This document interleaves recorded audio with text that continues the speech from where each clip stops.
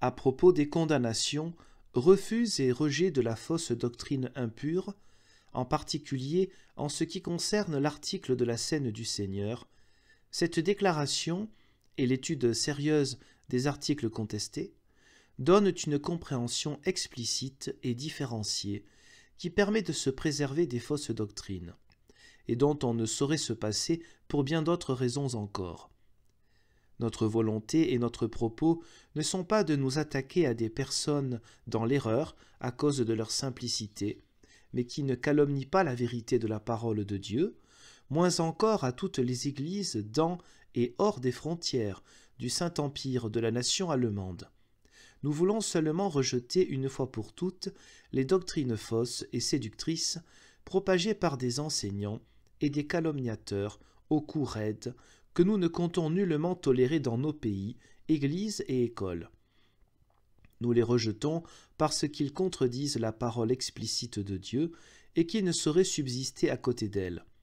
Face à eux, nous voulons mettre en garde les cœurs pieux, d'autant plus que nous ne doutons pas que, aussi dans les églises qui ne se sont pas encore accordées en tout point avec nous, de nombreuses personnes pieuses et innocentes, marchant selon la simplicité de leur cœur, ne comprennent pas parfaitement cet objet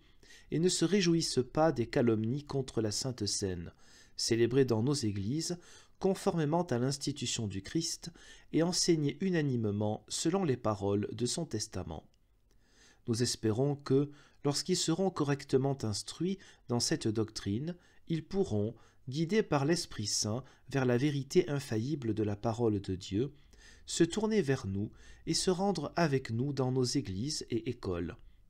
Pour cette raison, nous pouvons témoigner devant la face du Dieu Tout-Puissant et devant toute la chrétienté que notre intention et volonté n'est pas de nous servir de cet accord chrétien pour causer des difficultés et des persécutions aux pauvres chrétiens affligés.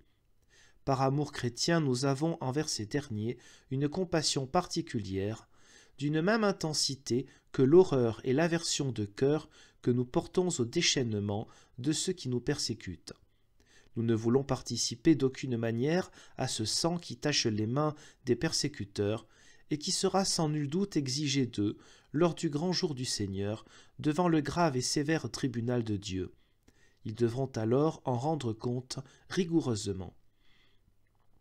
Comme nous l'avons déjà dit, notre intention et notre volonté ont toujours été que dans nos pays, territoires, écoles et églises, on ne propage et n'enseigne pas d'autres doctrines que celles fondées sur la Sainte Écriture de Dieu et correctement expliquées dans la Confession d'Augsbourg et dans l'Apologie. Nous ne saurions tolérer ce qui lui est contraire. C'est la raison pour laquelle nous avons établi, voulu et mis en œuvre le présent accord. Par la présente, nous voulons publiquement devant Dieu et toute l'opinion publique témoigner que la présente explication des articles controversés n'est pas une nouvelle ou autre confession que celle remise à l'empereur Charles Quint de pieuse mémoire en l'an 30 à Augsbourg. Nous voulons exhorter nos églises et écoles à se fonder avant tout sur l'Écriture sainte et les symboles, puis sur la confession d'Augsbourg, afin que la jeunesse en particulier soit éduquée pour le service de l'Église et le saint ministère et instruite en cela avec fidélité et zèle, et afin que nos descendants puissent maintenir et transmettre la pure doctrine et la confession de la foi jusqu'à l'avènement glorieux de notre seul Rédempteur et Sauveur Jésus-Christ, grâce à l'aide et à l'assistance du Saint-Esprit. Pour toutes ces raisons, nous avons vérifié notre confession et notre foi chrétienne en partant de l'écriture divine, prophétique et apostolique et en nous en assurant par la grâce de l'Esprit Saint dans nos cœurs et nos consciences chrétiennes. La grande et extrême misère de notre époque exige que, face à tant d'erreurs qui s'installent, face aux scandales provoqués, face aux disputes et profondes divisions, on propose une explication chrétienne et un accord sur tous les arguments avancés qui soient fondés dans la parole de Dieu et qui permettent de reconnaître la vraie doctrine et de la distinguer de celle qui est erronée. Ainsi, les esprits instables et querelleurs qui ne souhaitent être liés à aucune forme sûre de la doctrine pure, ne sont plus libres de provoquer arbitrairement, selon leur bon vouloir, des disputes fâcheuses par lesquelles ils défendent et introduisent n'importe quelles erreurs, dont la seule conséquence est qu'en fin de compte, la vraie doctrine se trouve obscurcie et perdue,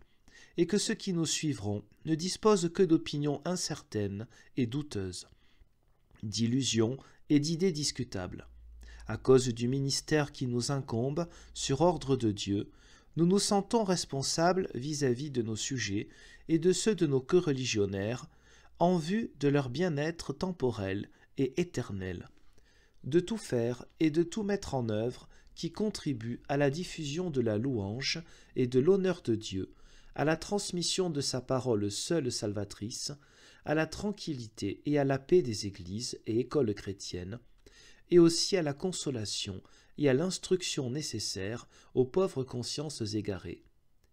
Nous n'ignorons pas que de nombreuses personnes chrétiennes au cœur bon, de rang élevé ou moindre, souhaitent ardemment pareille œuvre salutaire d'une concorde chrétienne et la désirent profondément. Aussi, dès le début de notre accord chrétien, notre intention et notre volonté n'ont jamais été, et ne sont toujours pas, de maintenir secrète ou cachée à quiconque cette œuvre de concorde hautement nécessaire et salutaire, ou de placer la lumière de la vérité divine sous le boisseau ou la table.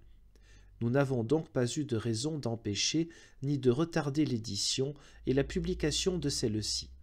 Nous ne doutons pas que tous les cœurs pieux portant un authentique amour à la vérité divine et soucieux de l'unité chrétienne qui plaît à Dieu se réjouiront avec nous de cette œuvre chrétienne hautement nécessaire et salutaire.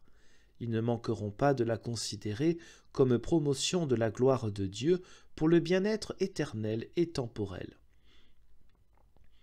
En conclusion, nous répétons encore que par cette œuvre de concorde, nous ne voulons pas innover. Nous ne voulons en rien nous éloigner, ni dans le contenu, ni dans les termes, de la vérité divine reconnue et confessée autrefois par nous et nos bienheureux prédécesseurs. Vérité fondée sur les écrits prophétiques et apostoliques, les trois symboles, et aussi contenue dans la Confession d'Augsbourg, remise en l'an 30 à l'empereur Charles Quint d'excellente mémoire, dans l'apologie qui l'a suivie, dans les articles de Smalcald et dans le grand et le petit catéchisme du docteur Luther, homme hautement inspiré. Par la grâce du Saint-Esprit, nous voulons unanimement tenir ferme et demeurer dans cette vérité.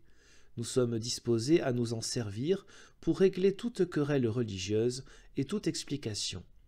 Nous voulons vivre en bonne paix et unité avec tous nos membres, les princes électeurs et États dans le Saint-Empire romain, et avec tous les autres maîtres chrétiens, selon le contenu des règles du Saint-Empire ou les alliances particulières qui nous lient à eux. Nous sommes décidés et nous voulons manifester à chacun l'amour, le service et l'amitié qui lui reviennent selon son état. Nous-mêmes voulons continuer à nous accorder amicalement et à veiller avec sérieux à la forme que prendra cette œuvre de concorde dans nos pays,